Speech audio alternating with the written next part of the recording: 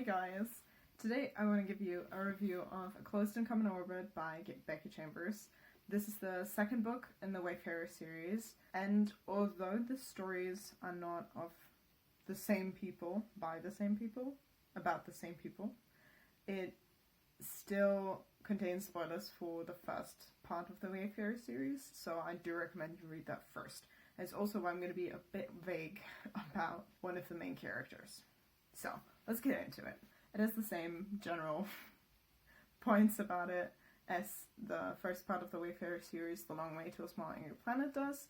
It's a new adult sci-fi.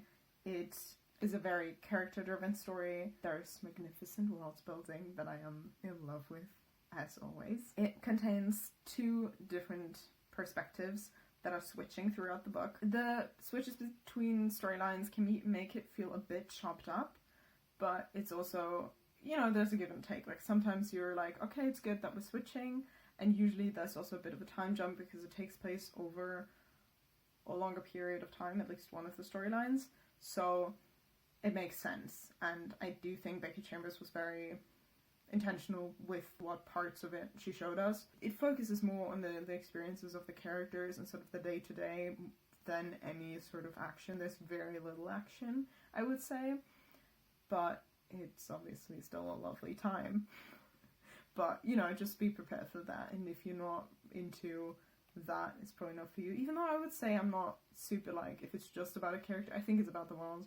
Like, I think that's my issue with contemporaries. If it's just about a character, I maybe struggle. But since this is about great worlds, that is, I don't understand Becky Chambers' mind. How does she do it? It's so good. I love it.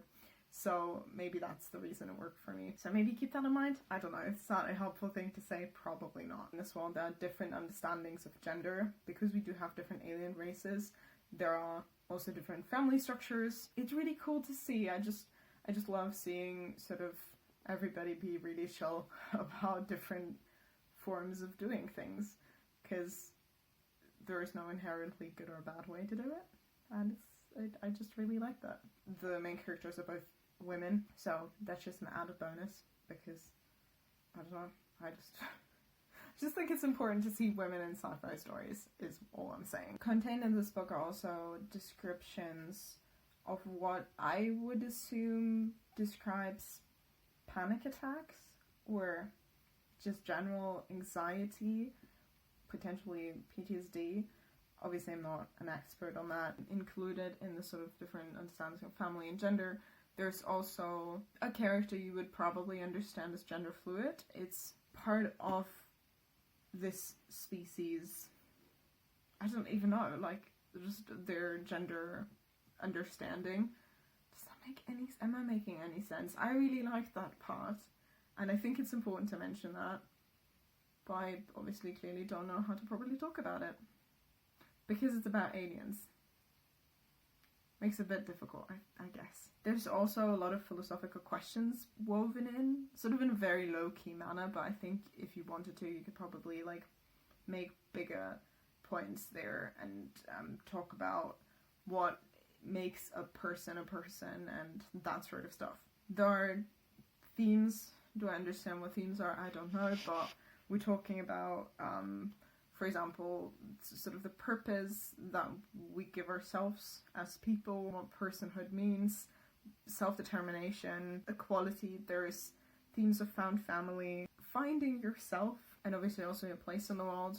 There's no real romance, I would say, at least not front and center. Definitely like low-key relationships in the background, but nothing that's like all-encompassing within the story, which I personally really appreciate it. In general, I would say it's a really like comfortable world. I really feel at home. There's not a lot of tension, I would say. I mean, sort of low-key, but not very like high-stakes stuff.